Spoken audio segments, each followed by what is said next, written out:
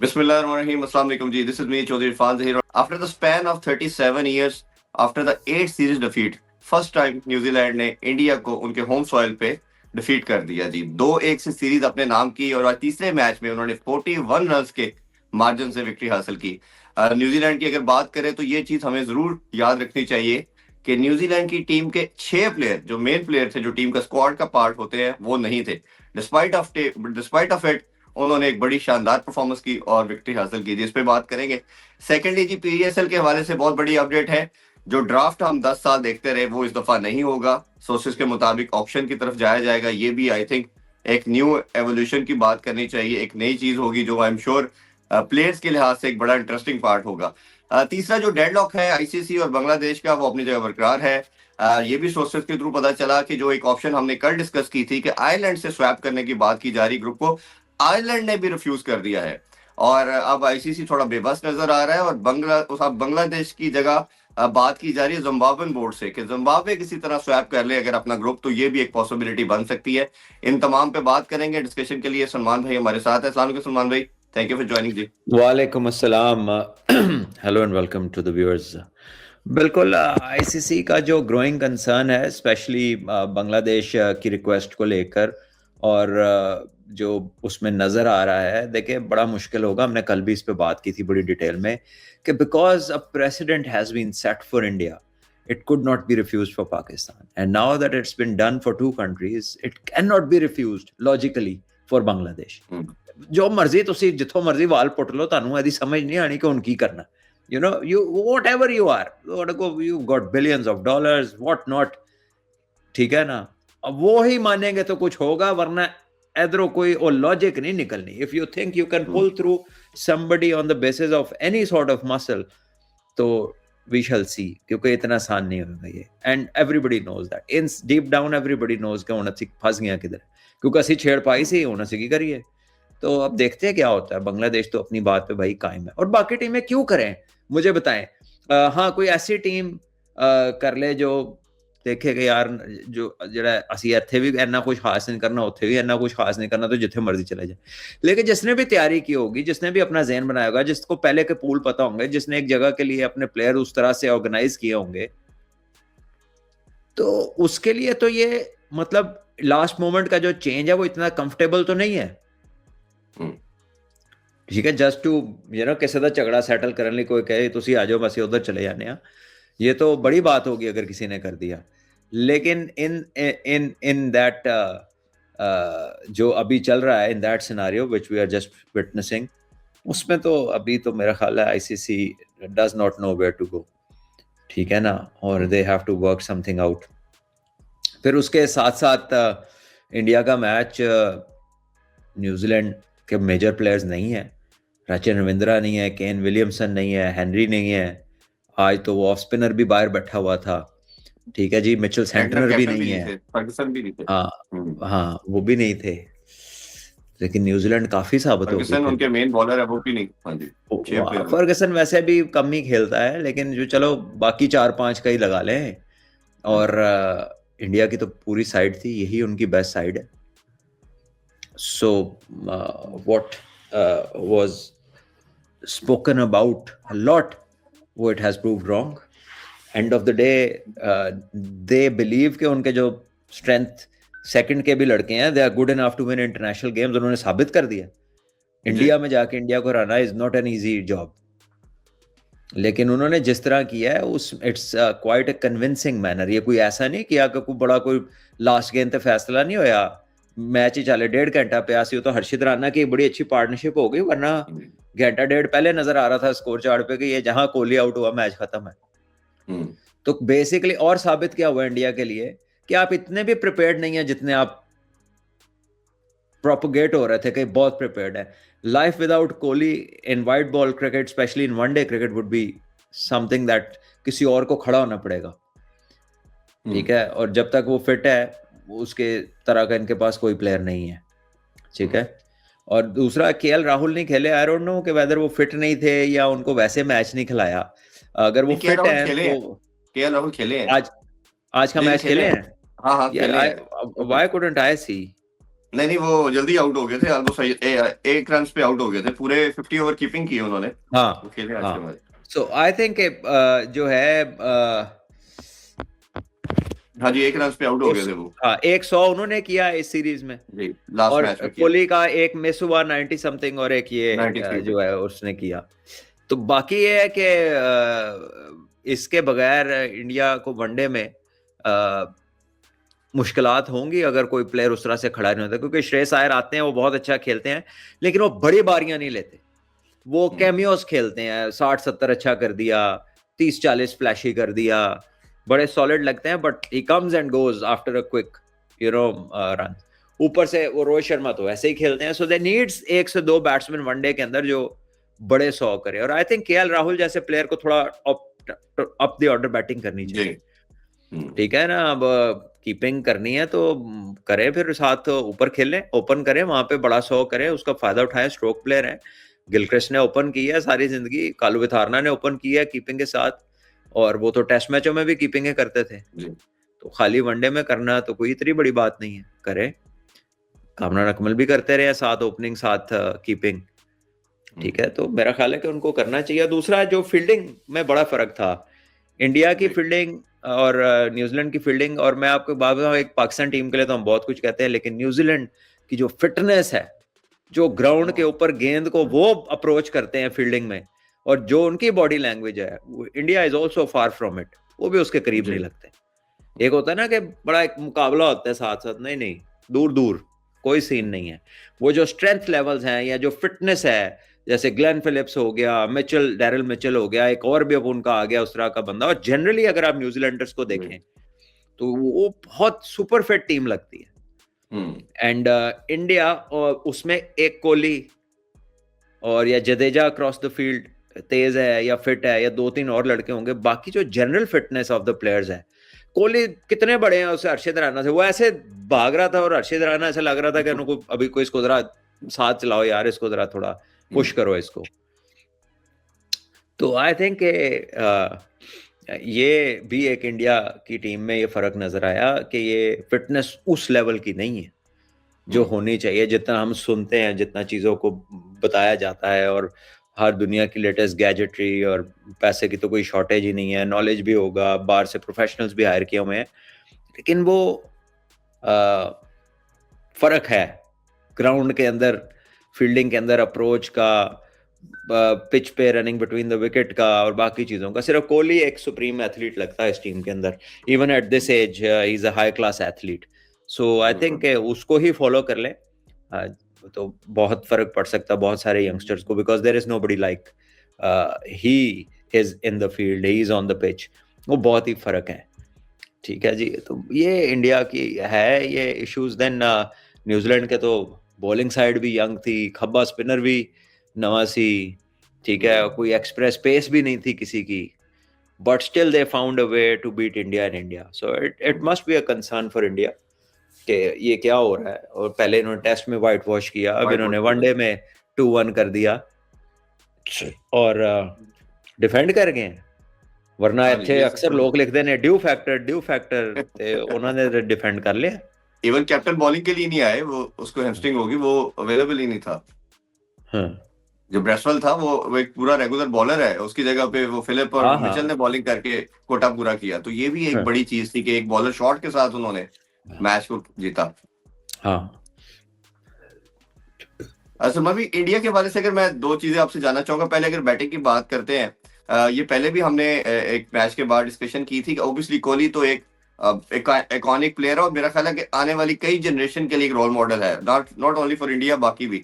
But अगर हम रोहित शर्मा को देखते हैं, या मैं जडेजा की भी बात करना चाहूंगा, वो शायद इम्पैक्ट हमें नजर नहीं आ रहा। मैं जायसवाल के कॉन्टेक्स्ट में जरूर आपसे जानना चाहूंगा, जिस तरह उसने लास्ट सीरीज में साउथ अफ्रीका के शो किया, अब वो डगआउट में बैठा है, क्या नाम के ऊपर ही अभी खेल रहे हैं कि नहीं? उन्होंने चैंपियन ट्रॉफी भी जिताई है, वर्ल्ड कप भी जिताया है।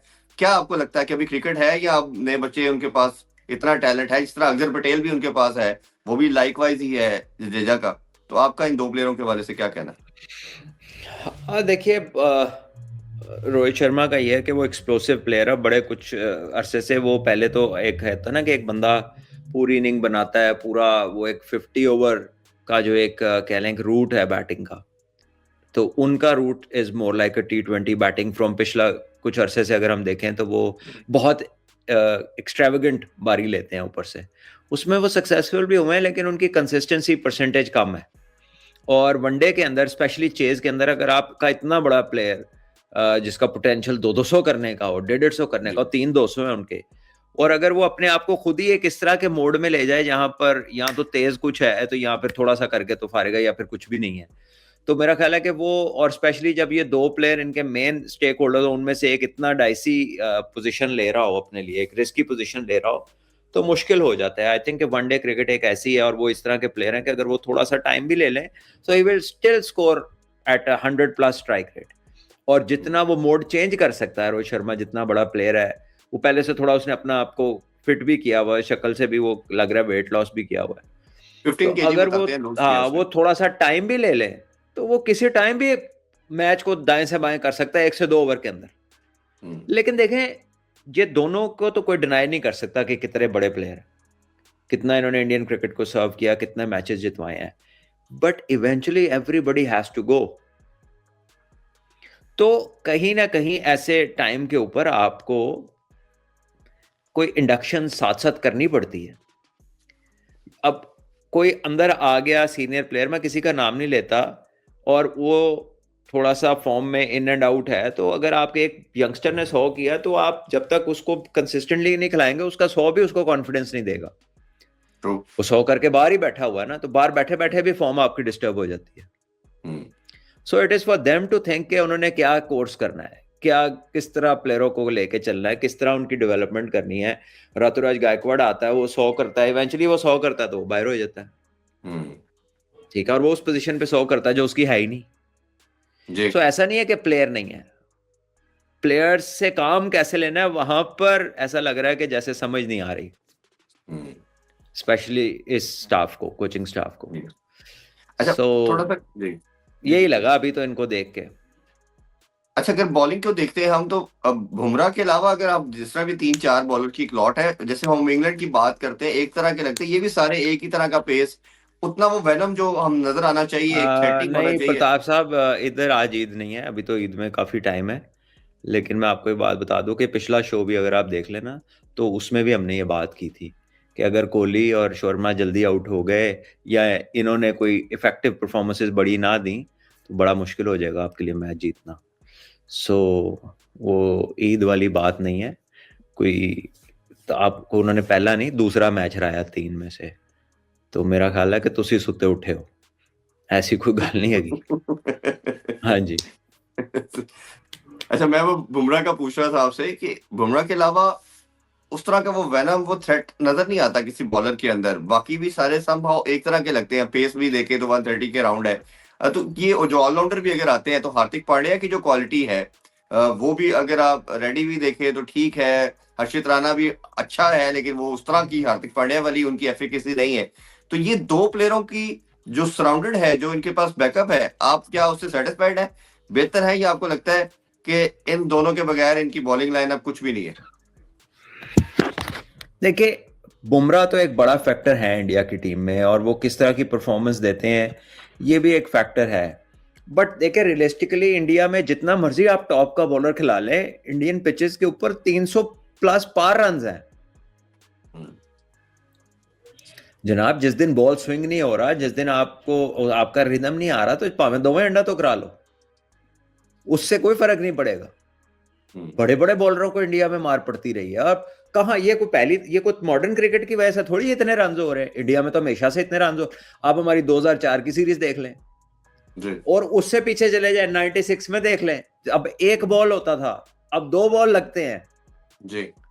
अब भी जो 1 बॉल का आया ना, वो भी 33 ओवर के बाद के पता नहीं कितने ओवरों के बाद 1 बॉल चूज होता है बीच में से, एक चूज होता है जी। हाँ, तो तब भी वो गेंद पूरा पुराना नहीं होता। तो पहले तो फील्ड रिस्ट्रिक्शन भी 15 ओवर्स के बाद 4 बंदे दायरे के अंदर रहेंगे और 5 पीछे चले जाते थे, तो पीछे इतने बड़े गैप्स भी नहीं होते थे, गेंद भी सॉफ्ट हो जाता था और डिसकलर भी हो जाता था। सो अब तो बैट्समैन को बड़े एडवांटेज है, 9 बॉलों की फ्री हिट नहीं होती थी, तो फिर भी इंडिया में 280, 300, 290 स्कोर होता था। सईद भाई ने जब 194 किया था, पाकिस्तान ने तब 300 कितना किया था, तो वो कौन सा ईयर चल रहा था वो? बिल्कुल ऐसे ही। ठीक है, तो India has always been a high scoring zone, तो doesn't matter who is the bowler is. Waqar भाई खेल रहे थे ना, जब वकार भाई को शॉट्स लगे थे, जडेजा बहुत अच्छा खेले थे। उससे पहले इंडिया के जो बाकी प्लेयर्स थे उन्होंने भी अच्छी बैटिंग की थी। फिर उसके बाद आमिर भाई ने और सईद भाई ने जो 10 ओवर पहले खेले वो भी सारी दुनिया ने देखे। तो इंडिया में इतनी ट्रू पिचेस है, वहां पे इररिस्पेक्टिव ऑफ कि आप कितने बड़े बॉलर हैं, एक टाइम आता है आपको फेंटी पड़ती है। तो वहां पर बेसिकली मैच जो है ना, उसमें बैटिंग बहुत बड़ा फैक्टर है। ऐसे ही। तो बॉलिंग तो न्यूजीलैंड के पास भी ऐसी नहीं थी, लेकिन उन्होंने रन्स किए हुए थे और फील्डिंग के साथ उन्होंने डिफेंड कर लिया। आप देखें ना, जो कैच हुआ हर्षित राणा का, वो कोई एशियन टीम होती तो काट ही होना सी वो कैच अंडर प्रेशर। ठीक है, so New Zealand have taken athleticism and fielding to a next level. New Zealand हो गई पिछले कुछ अरसे से। साउथ अफ्रीका की फिटनेस बहुत है, लेकिन फील्डिंग वो भी नहीं अच्छी कर रहे। पाकिस्तान में कितने कैच छोड़े उन्होंने, लेकिन न्यूजीलैंड जो फील्डिंग कर रही है रिसेंटली, जो न्यूजीलैंड फील्डिंग कर रही है, मेरा ख्याल दुनिया में बेस्ट कर रही है अनडाउटेडली। अच्छा, दूसरा एक ये डेरिल मिचेल की मैं परफॉर्मेंस के वाले से भी कहूंगा, जिस तरह ये प्लेयर लास्ट 3-4 ईयर से इवॉल्व हुआ है और इनका की प्लेयर के तौर पे सामने आ रहा है, और हर फॉर्मेट में ये बंदा रन कर रहा है। और खास तौर पे पर्टिकुलरली जो इंडिया के गेस उसका रिकॉर्ड भी हमारे सामने है, जो परफॉर्मेंस इस सीरीज में भी है, बैक टू बैक 200 और बड़े 100 किए उन्होंने। उनकी परफॉर्मेंस को कैसे आप सम अप करेंगे कि इस तरह आके लीड करना अपनी बैटिंग को, और अकॉर्डिंग टू सिचुएशन, रिगार्डलेस की क्या सिचुएशन है, वो फिर भी जाके लेके और फिर बड़ी शॉट्स भी लगाना? देखें, जो डेरिल मिचेल है ना, ये अंडर रेटेड प्लेयर है। ये no doubt is an excellent performer, जो कि इंटरनेशनल क्रिकेट में जहाँ जहाँ उसको मौका मिला है वो परफॉर्म करता है। वो अपनी टीम को बड़ी जिम्मेदारी के साथ लेके चलता है, और हर तरह के मैच में वो एक फाइट पुटअप करता है। वो नजर आ रहा होता है कि यार ये बंदा जो है, जब तक ये क्रीज पे है तो न्यूजीलैंड हारेगा नहीं मैच। फिर नीचे से आके जो ग्लेन फिलिप्स करते हैं, यानी हिटें मारनी हो तो वो एक पावर हिटर बन जाते हैं, बारी लेनी हो तो एक स्पेशलिस्ट बैट्समैन बन जाते हैं, पिच मुश्किल हो तो वो सही खेल के तेज रनिंग शुरू कर देते हैं। उनके इतने मोड है, जैसे आजकल चाइना की जो गाड़ियां आ रही हैं ना, वो ट्रेन मोड है, पावर मोड है, इकोनॉमी मोड है, कंफर्ट है, ठीक है, तो साथ सुपर चार्जर मोड भी है। वो उसमें सारे मोड है। He has attend such high levels of skill कि वो ऐसा लगता है एक बटन दबाया और उस तरह की चीज आनी शुरू हो गई है जिसकी जरूरत है। सो that is the level that he is operating eight currently. वो बहुत शानदार खेल रहे हैं, बड़ा उम्दा ये पार्टनरशिप थी। और एक टाइम पे 90 समथिंग फॉर 4 या 3 था, और उसके बाद जिस तरह ये पार्टनरशिप गई है, 58 पे 3 था जब मैंने इस पे एक ग्लिम्स देखा था, क्योंकि मैं उस वक्त काम कर रहा था। तो 90 समथिंग पे 3 आउट थे। तो 58 पे वेल जंग आउट हुआ, उसके बाद ये पार्टनरशिप लेके गए। हाँ, तो आउटस्टैंडिंग एक पार्टनरशिप है। अब हर्षित राणा, उनको 84 हुआ 10 में, ठीक है। इनके मेन बॉलर जिनसे ये विकेटें ढूंढते हैं मिडिल ओवर्स में, कुलदीप यादव है, उनको तो ओवर ही पूरे नहीं करा सके। इतना अच्छा खेली है न्यूजीलैंड, तो उनको ओवर ही पूरे नहीं करा सकते। अब तो कोई ड्यू भी नहीं थी दोपहर को जी। तो वो जो ड्यू लिखा हुआ आता है, ड्यू की बात हो रही थी, माना कि ड्यू में मसला होता है, लेकिन दिन सी और हाले उन्होंने पूरी टीम नहीं सी। अच्छा जी, लखविंदर कह रहे हैं सलमान भाई, why are current batters lacking skills against spin?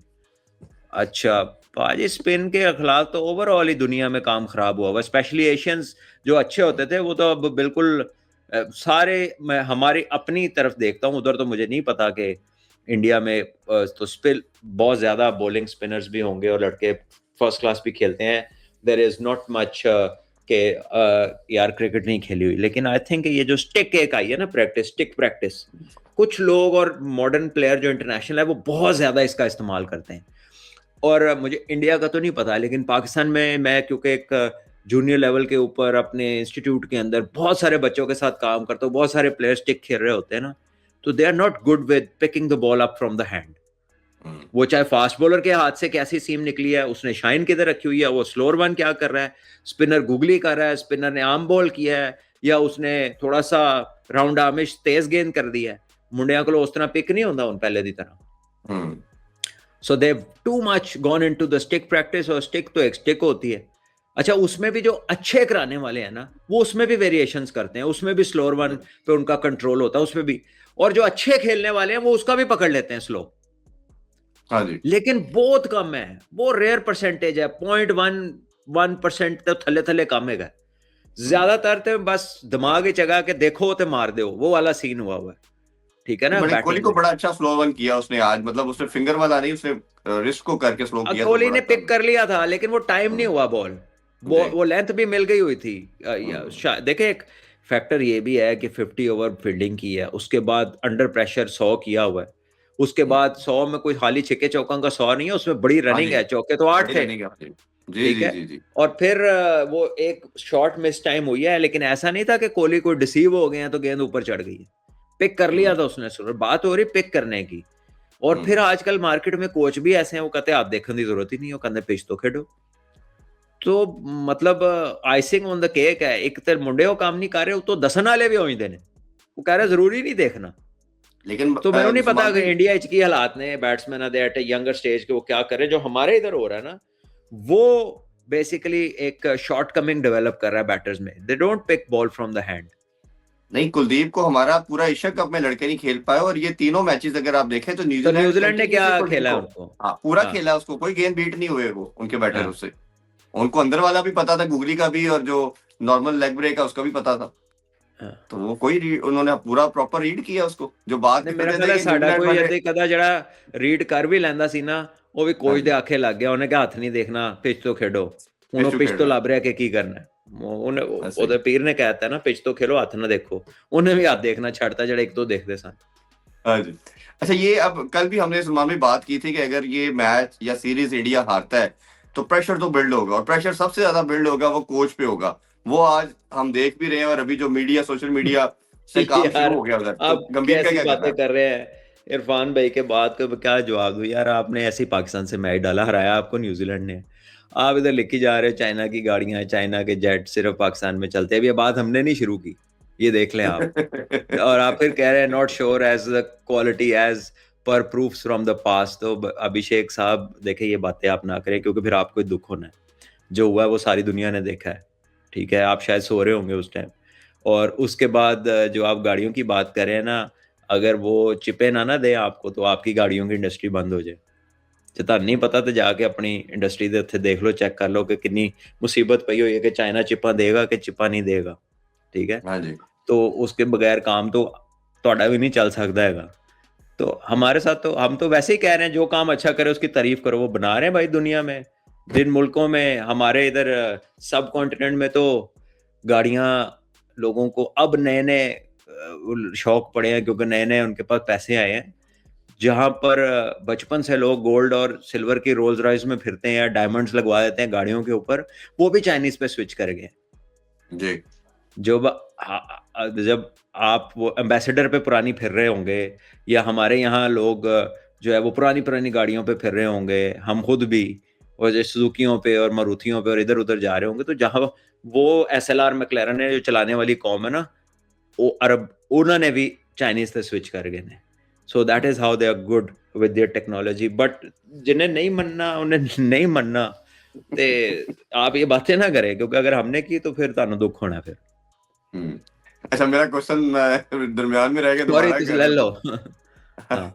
वो ये है कि कल भी मैंने बात की थी कि अगर ये सीरीज हारते हैं या हारेंगे तो प्रेशर बिल्ड होगा, तो गौतम गंभीर के ऊपर क्रिटिसिज्म एक्स्ट्रा ओहो, और भी ठहर आना जो शुरू सर, हो गया। नहीं बाज आ रहे, वो कह रहे अच्छा ने जी। कि रेंज रोवर भी ले ली है टाटा ने। तो जी ना, ਤੁਹਾਨੂੰ ਮੈਂ ਇੱਕ ਦਿਖਾਵਾਂ ਇੱਕ चीज, ਤੁਸੀਂ गूगल ਤੇ जाके लिखो द वर्स्ट टॉप 10 कार्स, तो उसमें 4 मॉडल रेंज रोवर के निकले। ਤੁਹਾਨੂੰ मुबारक होए, ਤੁਸੀਂ खरीद ली। चलो जी आगे चलो। अच्छा, मैं क्वेश्चन वही पूछ रहा था गौतम गंभीर के ऊपर, जो प्रेशर है। पहले बहुत बात की जा रही थी कि इसको रेड बॉल से ले लिया जाए, बट अब जो सीरीज 3-4 सीरीज हो चुकी है कि जो उनकी कोचिंग में वो ओडीआई की सीरीज हार चुके हैं ऑलमोस्ट 1.5 ईयर के स्पैन के अंदर। शायद एक साउथ अफ्रीका से जीते हैं, एक और जीते होंगे। तो ये जो अब world cup is round the corner, और दरमियान में एक 5 T20 की सीरीज रहेगी, और मुझे नहीं लगता न्यूजीलैंड ये सीरीज भी इतने आराम से इंडिया को देगा। तो अब ये जो कोच साहब का मामला है इनके साथ, उसको कैसे देखते हैं? वो क्या इस प्रेशर को कोप अप कर पाएगा या मुश्किल है? थोड़ी सी आपकी आवाज कटी है, जरा दोबारा प्लीज बताइएगा। मैं कह रहा हूँ ये जो प्रेशर बिल्ड हो चुका है गौतम गंभीर पे, ये इस प्रेशर को वो मैनेज कर पाएगा, कोप कर पाएगा, या बहुत मुश्किल हो जाएगा? क्योंकि सिर्फ अब जो 5 T20 रह गए हैं इनके पास वर्ल्ड कप से पहले, और ये बहुत डिबेट हुई है कि ये लॉन्गर फॉर्मेट का कोच है ही नहीं है, अब वो ऑब्वियस भी होना शुरू हो गया है। तो अब क्या लगता है आपको, क्या फ्यूचर हो सकता है, और ये वर्ल्ड कप से पहले क्या होना चाहिए या होगा उनके साथ?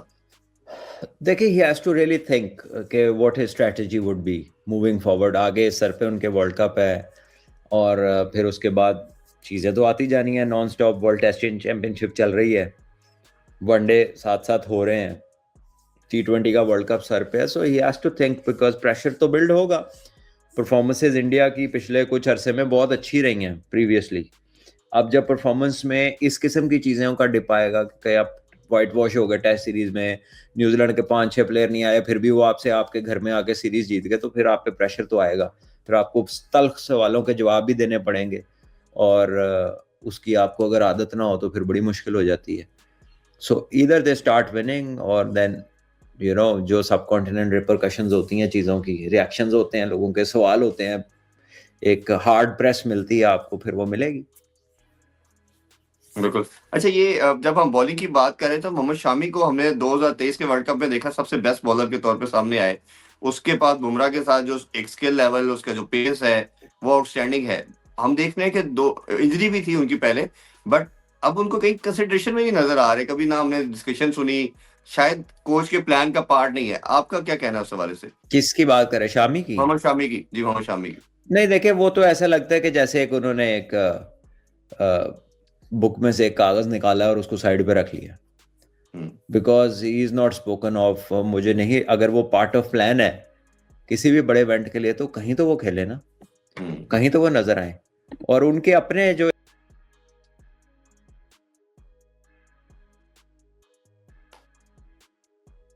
और मुझे लगता है सलमान भाई के शायद इंटरनेट का कनेक्शन का कोई मसला लग रहा है, बट एनीवेज हम डिस्कशन जो कर रहे थे वो प्रॉब्ली यही था कि मोहम्मद शामी की जो परफॉर्मेंस हम सब ने देखी है 2023 के वर्ल्ड कप में, वो आउटस्टैंडिंग थी। जो उनके स्पेल थे और जो उनकी आपने उनके स्पेल के साथ देखा होगा कि जो इकॉनमी भी थी, जो स्ट्राइक रेट था, वो आउटस्टैंडिंग था।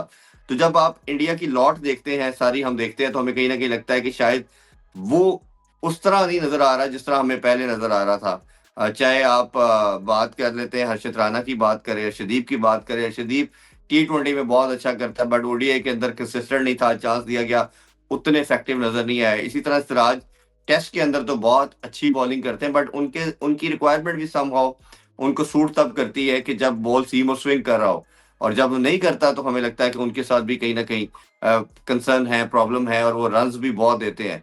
तो ये इंडिया के अंदर जो एक फास्ट बॉलिंग का कोई डिबैकल है, और फिर खास तौर पे जिस तरह अगर हम देखते हैं बुमराह के साथ, तो एक रोल जो हार्दिक पांड्या का नजर आता है। आल्दो कई दफा वो रन तो देते हैं, बट विकेट टेकिंग एबिलिटी जो उनके पास है वो बहुत आउटस्टैंडिंग है। तो वो भी कुछ हमें लैग करती हुई नजर आ रहे हैं इन बाकी जो लॉट है। फिर इसी तरह हमने जडेजा की बात की, तो जडेजा को भी आप अगर देखते हैं तो मुझे लगता है कि शायद उनकी क्रिकेट का वो फेज आ चुका है कि जब उनको अब रिटायरमेंट की तरफ जाना चाहिए, बट क्योंकि वो कुछ खास कर नहीं पा रहे किसी भी तरह। आप टेस्ट सीरीज भी देख रहे हैं, अब ओडीआई में भी हम देख रहे हैं। तो मेरा ख्याल है, और लाइक वाइज आप ऑप्शन देखते हैं, जब लाइक वाइज ऑप्शन को देखते हैं तो आपके स्ट्रेट वे हमें नजर आता है कि आपके पास जो ऑप्शन नजर आ रही है वो अक्षर पटेल है। तो ये बॉलिंग को देखते हुए सारा लगता है कि आपके पास है। और क्या रीजन थी? शामी आपका one of the best bowler था, बट अब नजर नहीं आ रहा, क्यों कंसिडरेशन में नहीं रखा जा रहा? फिर कुछ एक बहुत बड़ा हल्का इंडिया में ये जरूर बात करता है, जो हमारे कुछ देखने वाले हैं वो भी बात करेंगे कि उसको आवाज आ रही है कंसिडरेशन में नहीं रखा। आपको? जी जी, अब आ रही है जी, आ रही है। अच्छा, हम शामी के ऊपर बात कर रहे थे जी, आपके ठीक है, शायद आप कनेक्शन आगे हो गुजरे, बिकॉज वो we don't know exactly what's wrong with him.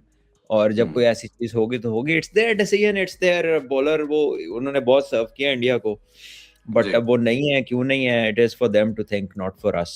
अभी तो बिल्कुल। और मसला ये है कि हुएवर इज प्लेइंग, अगर if he is not good enough whatever, तो जो भी खेल रहा है even they are not good enough, because वो घर में आप हारे एक ऐसी टीम से जो आधी टीम आई थी। जी, ठीक है ना, तो बिल्कुल वो सही। फिर वो ये कह रहा हूँ ना कि वो थिंक तो करना पड़ेगा, they have to rethink their strategy के हो की रहा है यार। और जिन लोगों को हम समझ रहे थे कि शायद ये लोग रिटायर हो जाए, तो अभी तक तो हम उन्हीं पे डिपेंडेंट है, उनके अलावा हम्म, सड़क ही बने।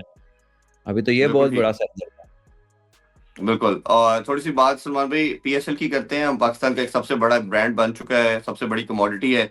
अब हम देख रहे हैं कि एक नया चीज 11th सीजन में आ रही है, वो है ऑक्शन का। और ड्राफ्ट को इस दफा खत्म कर दिया गया है और ये एक नई एक्सपेरिमेंट होगा, नया फेज होगा पीएसएल के वाले से। आपका क्या कहना है कि ये प्लेयर के लिए कितनी बेनिफिशियल हो सकती है? क्योंकि कल आतिफ राना साहब से भी बात हुई, उनसे भी पूछा, उन्होंने भी शायद थोड़ी हिंट दी थी इस हवाले से।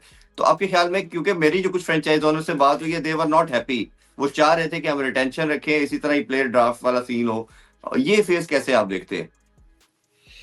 देखिए, ये I think Pakistan cricket board के जो चेयरमैन है, I think he is the person जिन्होंने इसको कह लें कि लीड किया है कि towards the auction, and I think he definitely has put his weight in, वरना ये होने नहीं देना था लोगों ने। जी। चाहे वो जितना मर्जी सारे कहते रहे कि ਅਸੀਂ ਵੀ ਵੋਟ ਦੇ ਰਹੇ ਹਾਂ, ਅਸੀਂ ਵੀ ਇੱਕ ਦੋ ਦੇ ਇਲਾਵਾ मेरा नहीं ख्याल बाकी खुश होंगे, और बाकी ने सिर्फ हवा देखी होनी किधर ही चल रही है उधर निकल जाओ एज पर देयर रिक्वायरमेंट, कि वो हम जितना मर्जी वो कर लें, रुकना तो है नहीं, चलो नाल ही मिल जाओ, वो इस तरह का सीन होना है।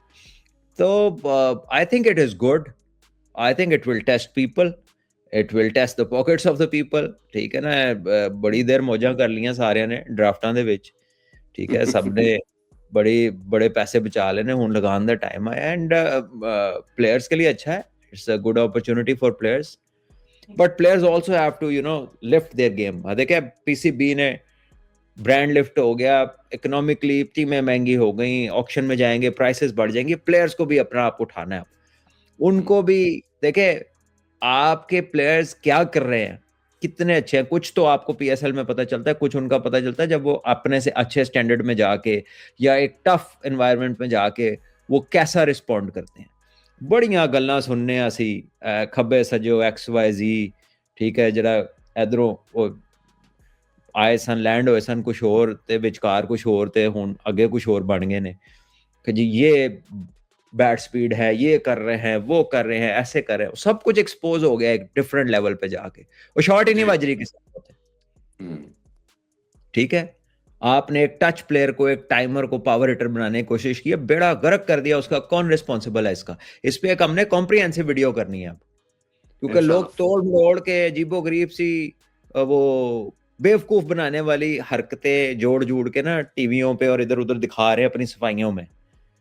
तो जरा इस पे एक दफा डिटेल्ड बात हो ही जाए कि जरा अच्छी खासी चीज का बेड़ा गर्क करना है तो किन से राब्ता करें, वो हम बताएंगे इंशाल्लाह यहाँ पर, कि जिदा काम बिल्कुल। थोड़ा बहुत ठीक है तो जे उन्हें बेड़ा गर्क कराना है तो उन्हें दो चार बंदियां ने दसांगे कि इत्थों करा लो, जल्दी हो जाएगा। बिल्कुल। और दूसरा ये इस हवाले से ये था कि ऑब्वियसली इसमें जो प्लेयर का तो बेनिफिट होगा, तो आपको लगता है कि ये पीएसएल की जो जोन है, जिस तरह रिगार्डलेस हम दूसरी फ्रेंचाइज की बात करते हैं, ये एलिवेशन होगी उस लिहाज से? देखिए, auction model definitely will demand more competition, और लोगों को अपनी गेम रेस करनी पड़ेगी। अभी भी जो ऑक्शन हुई है उसमें बहुत सारे लोग थे who एट द एंड लगा वो थे ही नहीं, या ऐसा लगा क्यों आए ने, क्यों बैठे हुए ने, क्योंकि जो आवाजें लग रही थी वो तो दो दो तीन जगहों से लग रही थी, और उसमें भी जी। एक जगह ऐसी थी जरा मिनट बाद फोन फ्रेंड ही चल रहा सी, वो ऐसे लग रहा था भाई दो तुसी पा लो, दो मैं पा लेना, दो है फलाना पा लो, चलो रल के कर लेने, आगे देख लांगे की हों, वो इस तरह की फीलिंग आ रही थी, ठीक है। तो जो एक दो कॉम्प्रिहेंसिव ग्रुप जैसे होता है वो आपको I think they will test others, मैं आपको बताऊं, they will test others even in the auction. अब पता नहीं ऑक्शन की लिमिट पर्स क्या होता है, लेकिन दे विल टेस्ट, अगर वो फ्री हुई तो फिर तो भाईजान फिर तो अच्छा खासा टेस्ट हो जाएगा बहुत सारे लोगों के लिए। हाँ जी। और आई एम श्योर ये प्लेयर के लिए बड़ा बेनिफिशियल होने जा रहा है। अच्छा, लास्ट क्वेश्चन सलमान भाई, ये मुल्तान सुल्तान को भी टेंडर किया जा रहा है, अब उसकी भी बात और उसकी भी बिडिंग की तरफ जाएंगे, ये कैसा इसको देख रहे हैं? और ये जो पहले भी शायद हमने इस पे बात डिस्कशन की थी कि एक जो 105 करोड़ पे प्रॉब्ली ये उस टाइम पे थी ऑनर अली तरीन साहब के पास, और अब तो नहीं रुकने वाला काम, अब तो जिस तरह 175 और 185 करोड़ पे काम चला गया है, आप देख रहे हैं कि ये भी उससे ऊपर ही जाएगा काम? देखिए, जाना चाहिए ना, ये तो आपका जाना चाहिए काम उससे ऊपर, वरना आप क्या मतलब फिर ऑक्शन किस बात की हुई, क्या फायदा क्या हुआ फिर मॉडल चेंज करने का? अभी तो एक कन्फाइंड स्पेस है ना, तो जब जरा ये बैरियर्स खुलेंगे तो फिर पता लगेगा कौन कहाँ तक जाता है। अली तरीन साहब वैसे उन्होंने तो कहा था कि मैं दोबारा से इंटरेस्टेड हूँगा मुल्तान सुल्तान को लेने के, तो लेट्स सी वो क्या करते हैं। डन फ्रॉम माय साइड, अगर आप कोई क्वेश्चन इधर से लेना चाहते हैं सलमान भाई तो प्लीज जरूर लीजिएगा। नहीं नहीं, nothing from my side. I think we have spoken enough. जो रेलेवेंट चीजें थी उस पे हमने बात कर ली है। बस अब देखते हैं आगे तक क्या आईसीसी और अनाउंस कल करती है, क्या होते हैं, जी, फिर उस पर कल बात करते हैं। और कल पाकिस्तान का सेकंड मैच है, पहला मैच अच्छा नहीं कर सके, उस हवाले से आप कोई मैसेज देना चाहें बच्चों को, यंगस्टर को, क्या स्ट्रेटजी होनी चाहिए, क्या प्लान है, उस हवाले से अगर कुछ कहना चाहें। देखे जो दो तीन मेन स्टेज है ना, 50 ओवर्स खेलना टॉप 6 का काम है। और बाकी अगर आप क्रिकेट खेल रहे हैं इस एज ग्रुप के अंदर, तो I think preferably if things are okay with the pitch you should bat first. ठीक है, even batting second is not an issue, but जब आप छोटी एज में ना, एट टाइम्स आपकी इतनी पुख्ता सोच नहीं होती, आप थोड़ा जल्दी पैनिक बटन दब जाता है। हालांकि उस दिन पाकिस्तान ने इतनी बुरी पोजीशन के बाद भी कप्तान बड़ा अच्छा खेल रहा था, जी उससे स्पिनरों को अच्छे शॉट्स लगाए, लेकिन वो जो उन्होंने शॉट मारी है, जब प्रेशर इंग्लैंड पे आना शुरू हुआ, जब मैच में 38-40 रन रह गए, बॉलें भी एडिक्वेट थी, बहुत बॉलें पड़ी थी, तो उन्होंने जो शॉट मारी है वो एक अच्छे प्लेयर का शॉट, मतलब अच्छे माइंडसेट में ये शॉट नहीं होना चाहिए।